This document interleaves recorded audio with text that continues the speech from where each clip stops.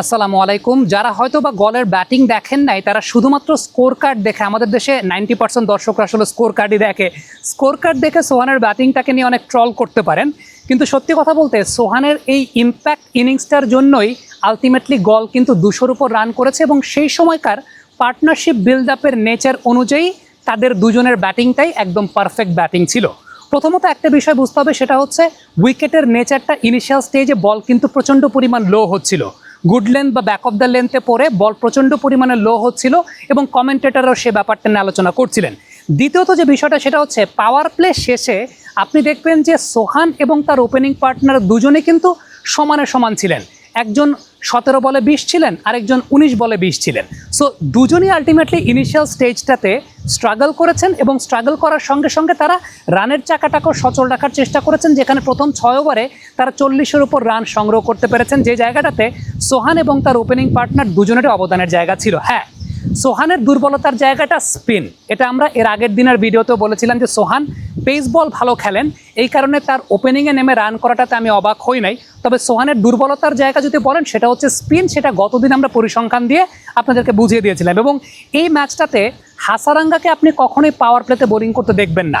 হাসারাঙ্গা 4র্থ ওভারে চলে এসেছিলেন আসলে নুরুল হাসান সোহানকে আউট করার জন্য, কারণ সোহানের স্পিনের এগেনস্টে একটা বড় ধরনের দুর্বলতা আছে। আপনি যদি এই ইনিংসটাও লক্ষ্য করে দেখেন তাহলে পরিসংখ্যানটা দেখবেন সোহান এগেইনস্ট দ্য পেস বোলার্স তিনি 20 বলে 27 রান করেছেন।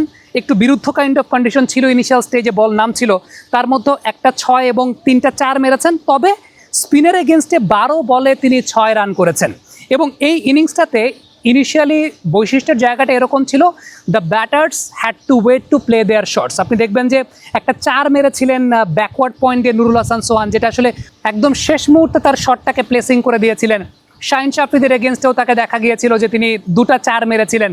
সো আলটিমেটলি পেসার এগেনস্টে নুরুল হাসান সোহানকে আমি কখনোই আনকমফোর্টেবল দেখি না, সেটা আমাদের দেশের মাটিতে হোক কিংবা তিনি যখন গ্লোবাল T20 খেলতে গেছেন তখনকার সময় হোক, বিপিএলে হোক, পেসার এগেনস্টে সোহান সবসময় রান করে থাকেন। বাট তার ভালনারেবিলিটির জায়গাটা আসলে স্পিনার এগেনস্টে, মানে খুব বেসিক কাইন্ড অফ স্পিনেও তিনি স্ট্রাগল করে থাকেন এবং এই ম্যাচেও সেটা একটা বৈশিষ্ট্য দেখা গেছে।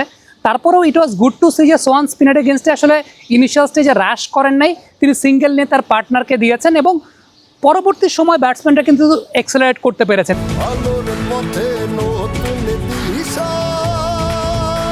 আমাদের আলোর ভুবন প্রতিনিয়তই আলোকিত হচ্ছে ওয়ালটন এলইডি লাইটের আলোয়। এবং সোহান এবং তার ওপেনিং পার্টনারের ইনিশিয়াল ওপেনিং পার্টনারশিপটা যদি আসলে ওই সময় 70টা রান করে দিয়ে না যেত বা একটা স্টেবিলিটি না করতো, পরবর্তীতে চারিত আসালাঙ্কাও কিন্তু রানটাকে এরকম এক্সেলারেট করতে পারতেন না। সো এই 32 বলে 33 রানের ইনিংস, হ্যাঁ এটা আর একটু বেটার হতে পারতো সোহান যদি স্পিনার এগেনস্টে আর একটু পারদর্শী হতেন।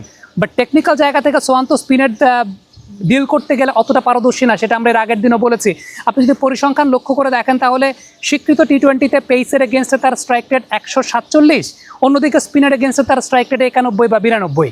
ইন্টারন্যাশনাল T20 ক্রিকেটে তার পেসের এগেনস্টে স্ট্রাইক রেট 138 কিংবা 139, স্পিনার এগেনস্টে সেটা 94 বা 95। অর্থাৎ এমনিতেই তার স্পিনার এগেনস্টে ভালনারেবিলিটির একটা অনেক বড় প্রবলেমের জায়গা আছে। এই ইনিংসও দেখবেন যে জাহির খান যখন বোলিং করতে এসেছেন তারপরে সোহান মারতে গিয়ে উইকেটটা দিয়ে এসেছেন। হাসারাঙ্গার এগেনস্টে মারার ওরকমভাবে ট্রাই করেন নাই, কারণ তিনি নিজেও জানেন যে ওকে তার কমফোর্ট জোনের জায়গাটা স্পিন না, তার কমফোর্ট জোনের জায়গাটা পেস। সো পেস যখন তার কমফোর্ট জোনের জায়গা, পেসে আবার ইনিশিয়ালি একটা প্রবলেম দেখা যাচ্ছিল এবং তিনি এবং তার ওপেনিং পার্টনার দুজনেই সেই প্রবলেমটা ফেস করেছেন, বল লো হয়ে যাচ্ছিল।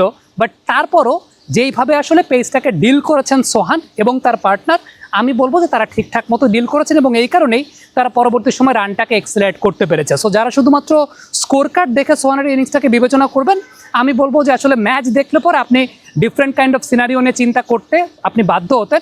আবারও বলবো সোহান পেসের এগেনস্টে সবসময় কমফোর্টেবল থাকেন, তার প্রবলেমটা আসলে বেসিক কাইন্ড অফ স্পিনেও, কারণ স্পিনের এগেনস্টে সোহানের ভালনারেবিলিটির জায়গাটা এশিয়া কাপ বলি, ইন্টারন্যাশনাল ক্রিকেট বলি, সব মঞ্চে আমরা দেখতে পেয়েছি।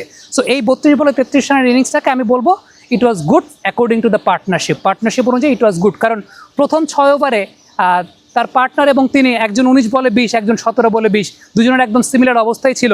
এরপরে তার ওপেনিং পার্টনার, যেটা আমরা দেখতে পেয়েছিলাম যে হাসারাঙ্গার একটা ওভারে মোটামুটি মেরে, ইভেন জাহির খানকে মেরে, স্পিনার এগেনস্টে মেরে, যেহেতু তিনি স্পিনে পারদর্শী, তিনি সেটাকে পরবর্তী সময় কাভার করে ফেলেছেন।